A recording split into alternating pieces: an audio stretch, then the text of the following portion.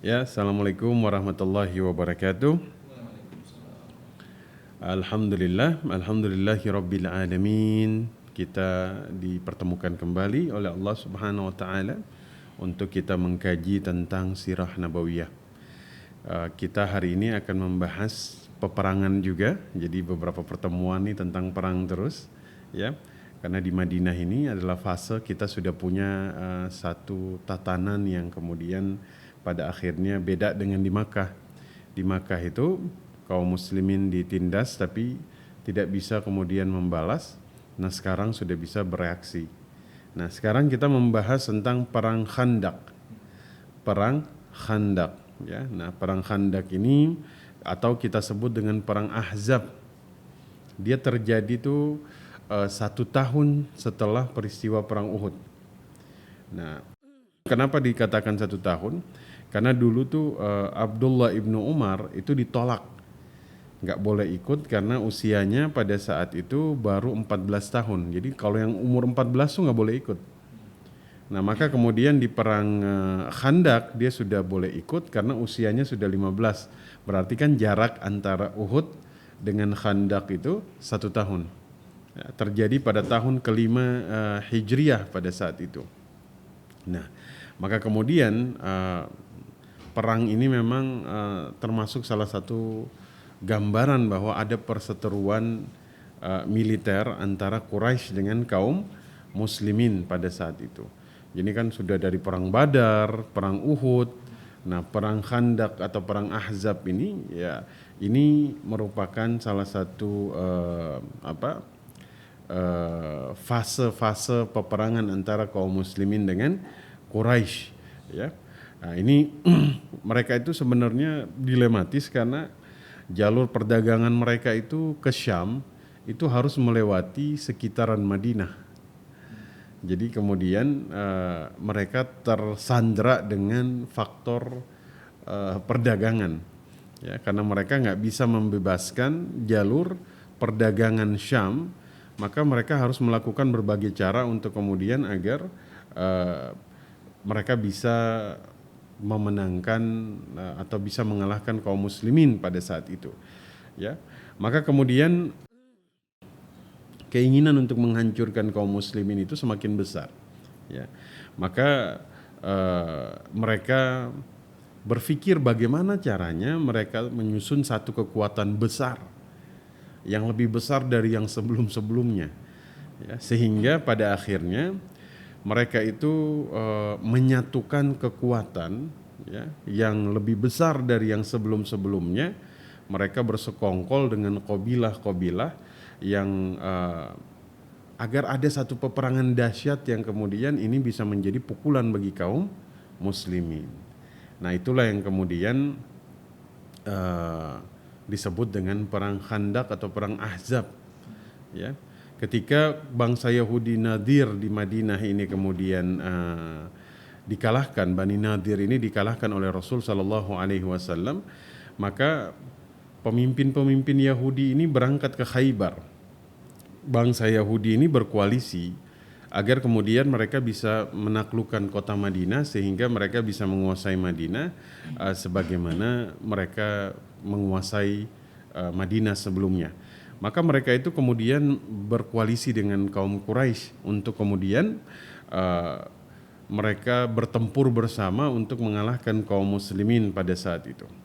Nah, maka kemudian mereka keluarlah dari Makkah menuju Najd. Nama Najd ini sebuah daerah.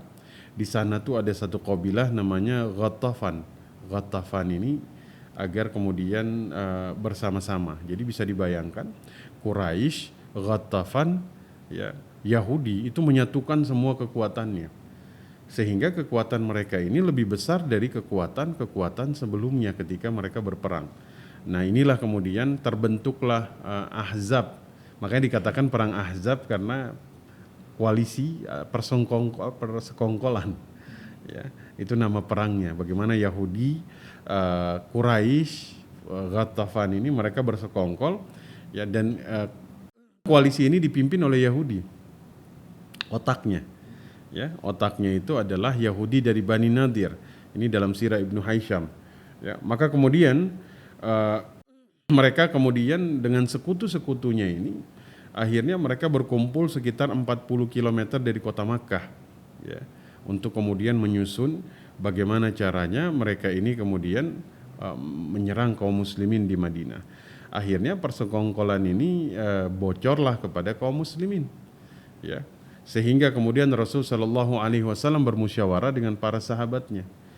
Ya kan, kita tuh baru kemudian mengalami kekalahan di perang Uhud. 1 tahun kemudian menghadapi kekuatan yang begitu besar, maka Rasul ini panggil sahabat untuk bermusyawarah. Ya, situasi ini, ya, itu mungkin ada sekitar 13 sampai 15 ribu pasukan. Sedangkan kaum muslim itu jumlahnya sedikit. Dikumpulin semua paling cuman ya ini tidak sampai 3.000 kalau nggak salah. Ini kira-kira gimana caranya nih mengalahkan yang jumlahnya begitu besar pada saat itu. Maka dikumpulkanlah untuk kemudian mereka bermusyawarah, ya. Maka pada saat itu ya karena memang tidak ada wahyu yang turun berkaitan dengan taktik perang pada saat itu. Kalau hal yang lain kan Allah turunkan wahyu, tapi perang Rasul harus bermusyawarah, ya. Sehingga kemudian terkenal Salman Al-Farisi. Ya, dia itu punya pandangan gimana kalau kita gali parit.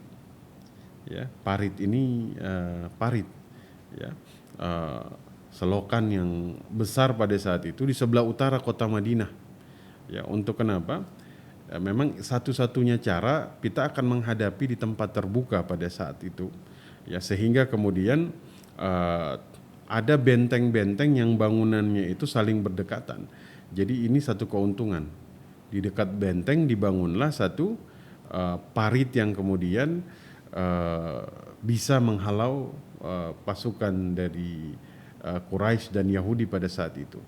Ya, ya ini harus dilakukan karena jumlah pasukan Yahudi yang berkoalisi dengan Quraisy jumlahnya tuh sungguh sangat banyak sekali pada saat itu. Ya, perang Uhud baru saja selesai. Ya, kemudian parit ini ya ini jadi satu-satunya solusi.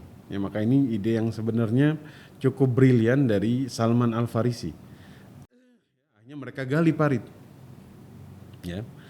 Parit ini itu panjangnya 5.000 hasta. 5.000 hasta ini mungkin sekitar 9 km. Panjang itu. Jadi bayangkan ya, gali parit itu ya 5.000 hasta itu ya sekitar 9 kiloan kalau tidak salah ya.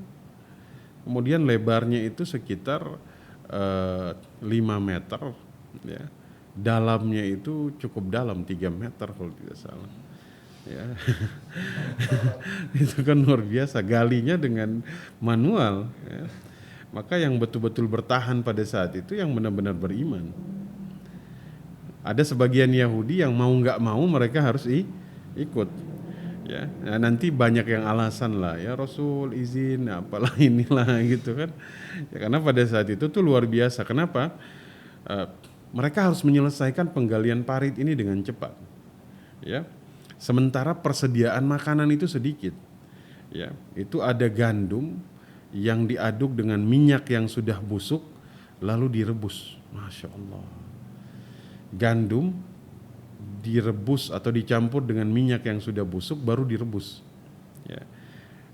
Karena kenapa? Pada saat itu terjadi gagal panen di Madinah, ya. Jadi ini kemudian membuat ya kalau kemudian dikatakan di dalam kitab Fathul Bari, ya, ketika beliau meriwayatkan dalam Sahih Bukhari, ini kan berarti lapar yang kemudian sangat membuat orang itu lapar yang melilit begitu ya. Bahkan kadang ada makanan, kadang nggak ada, kadang hanya ada kurma saja. Ya, bahkan pernah tuh penggalian ini 3 hari mereka tuh nggak makan. 3 hari, ya, ini dalam Fathul Bari 3 hari. Kalau misalnya nggak makan terus tidak melakukan aktivitas biasa, tapi ini nggak makan sambil menggali parit yang panjang dan lebar itu serta dalam. Ini kan secara psikologis ini betul-betul luar biasa ujian, ya. Dan ini menggali parit karena tahu ada pasukan yang besar itu akan menyerang. Ya, secara makanan mereka sudah kurang, secara psikologis mereka tahu ini yang mau nyerang nih pasukan yang besar. Berarti kan galinya ini dengan pikiran yang kemudian terpecah belah. Ya kan, kacau nih, ada yang lapar, ada yang takut, ada yang artinya imanlah yang kemudian membuat mereka itu bertahan untuk kemudian bersama-sama menggali. Bahkan Rasul Shallallahu Alaihi Wasallam ini juga ikut serta, itu menggali parit bersama para sahabat masyarakat Madinah, sehingga debu itu luar biasa. Ya, dalam Sahih Bukhari, Muslim ini jelaskan, bahkan kadang mereka saling memecah batu. Memecah batu ini kan bukan pekerjaan yang mudah. Ya, mecahin batu ini kan, apalagi batu di sana ini kan keras-keras. Ya, maka kemudian inilah Nabi itu ikut serta agar kemudian pengaruhnya itu sangat besar. Maka terjadi beberapa mukjizat di tengah-tengah proyek penggalian parit ini. Ada beberapa mukjizat pada saat itu. Ya, ada Jabir bin Abdullah. Ini sesuatu yang masyhur ya. Jadi ketika melihat Rasul Shallallahu Alaihi Wasallam itu lapar, Rasul tuh sampai mengganjal perutnya ini dengan batu untuk kemudian menahan rasa lapar. Kita mungkin laparnya kita belum sampai dengan mengganjal dengan batu, belum sampai segitu. Maka Jabir bin Abdullah ini karena kemudian nggak sampai hati melihat Rasul lapar, dia minta istrinya untuk bikin makanan. Dibikinlah makanan, dia menyembelih seekor kambing betina, menumbuk 1 sak gandum, ya, 1 sak gandum, ya, 1 sak gandum itu kalau 1 mud itu 1 tangan, ya, kepalan tangan begini. Kalau 1 sak berarti 4 mud kepalan tangan. Jadi ditumbuk, kemudian menyembeli gandum. Ya. Akhirnya makanan ini dia cukup untuk 1 kuali. Ya. Nah, akhirnya Jabir ini pergi memanggil Rasul Shallallahu Alaihi Wasallam untuk menikmati makanan tersebut. Ya. Akhirnya Rasul tuh ketika melihat ada makanan begitu, beliau gembira dan beliau panggil semuanya. Jabir nih kan niatnya cuma nundang Rasul aja, tapi Rasul memanggil 1.000 orang pada saat itu untuk ikut serta.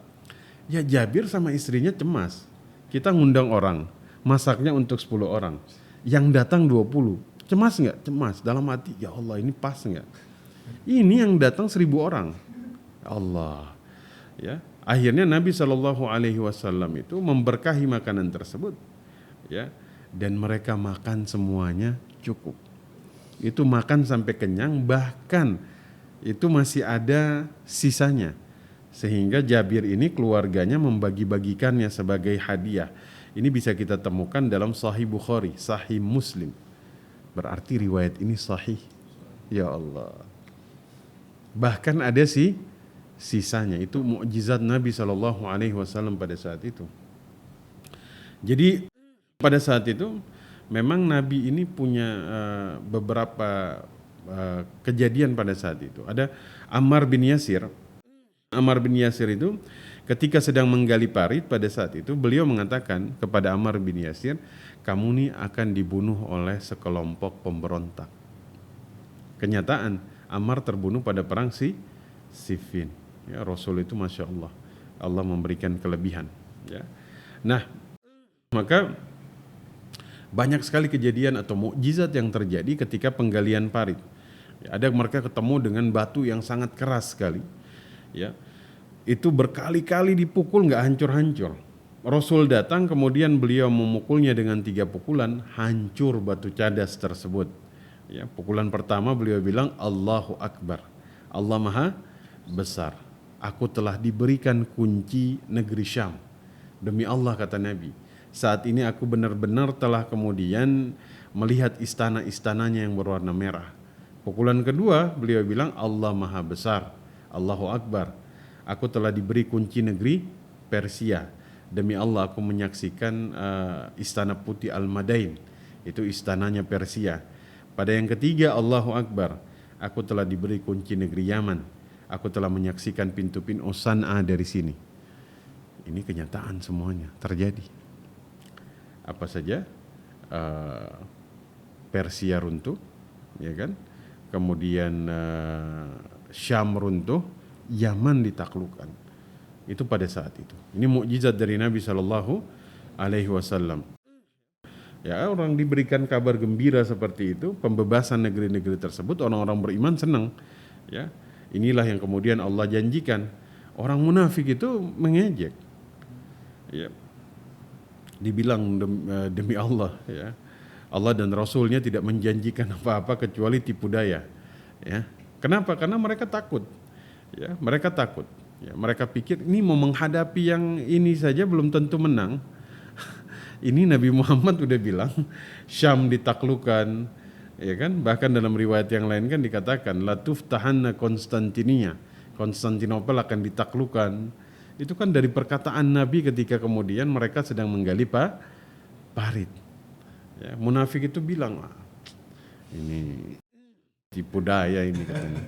Ini gali ini aja lagi susah payah, mau nunggu yang pasukan besar. Udah bilang mau menaklukkan, ya. Tapi masya Allah Nabi kita ini nggak pernah bohong, ya. Apa yang kemudian beliau sampaikan semua terjadi kenyataan. Nah, maka kemudian akhirnya mereka berhasil kemudian membuat parit, ya. Mereka membuat parit, ya. Jumlahnya itu bukan 13.000, 10.000 orang pada saat itu, 10.000 tentara, ya. Jadi pada saat itu mereka datang semuanya, ya. Itu 300 ekor kuda, 1.500 ekor unta, ya, dan itu luar biasa. Ya. Bahkan ada yang bergabung, Bani Sulaim itu menambah pasukan itu menjadi lebih banyak. Ya. Maka pada saat itu pasukan muslimin jumlahnya itu 3.000 personil. 3.000 personil pada saat ini dalam Sirah Ibnu Hazm. Ya. Tapi ada yang bilang cuma 900 orang. Ya. Waktu Uhud jumlahnya 700, ya. Waktu perang Khandaq, Ahzab jumlahnya agak sedikit bertambah, ya. Tapi kemudian ini agak sedikit ini karena yang diundang tadi makan 1.000 orang kan, berarti lebih dari 900 orang pada saat itu, ya. Akhirnya pada saat itu tekanan bertambah ketika kaum muslimin mendengar bahwa ada tambahan lagi Yahudi Bani Quraidah yang sudah melakukan perjanjian damai dengan kaum muslimin, mereka ingkar dan berkhianat. Sehingga kan ini membuat pukulan besar lagi. Ini ada yang berkhianat lagi, ya. Nadir sudah berkhianat. Sekarang Quraidah kemudian berkhianat, ya. Maka kemudian Rasulullah SAW ini mengutus seorang sahabat, Sa'ad bin Mu'adz dan Sa'ad bin Ubadah, untuk berangkat ke Bani Quraidah, ya. Kemudian mereka ternyata benar Yahudi itu telah merobek-robek surat perjanjian tersebut. Maka memang perjanjian dengan Yahudi ini sangat berbahaya. Dengan Rasul saja mereka ingkari, apalagi dengan kita. Akhirnya yang terjadi pada saat itu adalah ada kegoncangan keimanan. Munafik jelas, mereka pasti kemudian tergoncang keimanannya, itu jelas sekali. Tapi kemudian kaum-kaum yang beriman pada saat itu pada akhirnya kemudian mereka tetap bertahan untuk kemudian mempertahankan kota Madinah. Maka ketika kemudian mereka menyerang, mereka kaget melihat parit, ada selokan. Sehingga kemudian mau menyerbu mereka nggak bisa. Kenapa? Karena dihujani dengan panah oleh kaum muslimin. Sehingga pengepungan itu terjadi 24 malam. 24 malam. Mereka mengepung tapi nggak bisa masuk. Itu 24 malam dalam At-Tabaqat Al-Kubra Ibnu Sa'ad, ya. Jadi tidak ada peperangan kecuali saling melempar panah. Saling memanah itu 24 malam, bisa dibayangkan, ya. Bahkan Qatadah mengatakan sampai 1 bulan. Sampai 1 bulan, ya. Ini luar biasa, ya, bahwa memang ada orang musyrik yang menyeberangi parit, ya, ingin menyeberangi parit, ya, ada kemudian menyeberangi, dan ada terjadi seperti Ali bin Abi Thalib dengan Amru Abdul Wad, ya, itu Abu Zubair dengan Naufal Al-Makhzumi, ya, ini pertarungan duel satu lawan satu, ya, ketika mereka berhasil menyeberangi parit, ya, itu terjadi, ya. Nah, maka pengepungannya cukup lama, tapi kaum muslimin yang meninggal itu cuma 8 orang. Ya, termasuk diantaranya Sa'ad ibnu Mu'adz, yaitu terluka cukup parah memang. Ya, Rasul Shallallahu Alaihi Wasallam mengatakan arsh bergetar ketika Sa'ad ibnu Mu'adz wafat. Masya Allah. Ya. Nah, maka pada saat itu Rasul Shallallahu Alaihi Wasallam memang Sa'ad ibnu Mu'adz ini punya pengorbanan yang luar biasa di dalam Islam. Ya, tapi yang luar biasa Rasul bilang, demi Allah, kalau misalnya manusia tidak akan mengalami himpitan dalam kuburnya, niscaya Sa'ad ibnu Mu'adz itu tidak akan kemudian dihimpit oleh kuburnya, tapi dia dihimpit oleh kuburnya. Padahal didoakan oleh Nabi pada saat itu. Jadi kita ini semua akan mengalami himpitan di dalam kubur walaupun cuma sejenak. Nah, kita lanjut. Kaum musyrikin yang terbunuh 4 orang. Ya, perang Khandaq ini perang yang paling sedikit jumlah korbannya dibandingkan dengan Uhud, dibandingkan dengan Badar, paling sedikit. Ya, walaupun yang ikut perang lebih banyak pada saat itu. Kenapa? Karena tidak ada pertempuran secara terbuka pada saat perang Khandaq. Mereka dibatasi oleh parit. Ya, sehingga karena lama pasukan Ahzab dari kaum musyrikin ini menjadi menurun. Semangatnya menurun, apalagi memang tujuan mereka tuh awalnya sudah nggak sama. Quraisy mau menghancurkan kaum muslimin, ya, untuk menyelamatkan jalur perdagangan ke Syam, ya kan? Sementara Yahudi ragu-ragu. Yahudi ini kan karena melanggar perjanjian dan berkhianat. Jadi sebelum perang mereka minta jaminan dulu. Kalau kami dijamin maka kami ikut. Adanya perbedaan antara motivasi Yahudi dengan Quraisy. Ya, ini membuat mereka semakin lemah ketika pengepungan ini terjadi 30 hari dan ini dibatasi oleh parit. Ya, maka kemudian ini cukup melelahkan bagi mereka pada saat itu. Ya, menurun karena disebabkan lamanya pengepungan. Ya, tapi yang luar biasa karena Allah itu meniupkan angin taufan yang kencang dan dingin. Ini luar biasa. Allah itu menolong kaum muslimin. Ya, ini dalam Sahih Bukhari disebutkan, Masya Allah. Ya, ini pertolongan selalu datang oleh Allah Subhanahu wa Ta'ala. Kemah-kemah dari kaum musyrikin itu jebol semuanya. Bejana-bejana mereka ini tumpah. Api-api mereka ini padam pada saat itu. Ya, perbekalan mereka ini akhirnya tenggelam terbenam di dalam pasir. Ya, sehingga kemudian Abu Sufyan ini akhirnya berteriak agar pasukan ini mundur.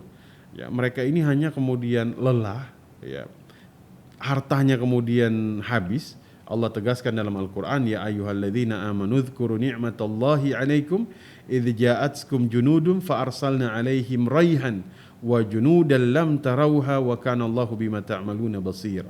Ini Allah bilang, orang-orang yang beriman, ingat akan nikmat yang Allah karuniakan telah datang kepadamu ketika tentara-tentara, lalu kami kirimkan mereka angin taufan, tentara yang tidak dapat kamu lihat. Nah, itu angin taufan, tentara yang tidak dapat kamu lihat.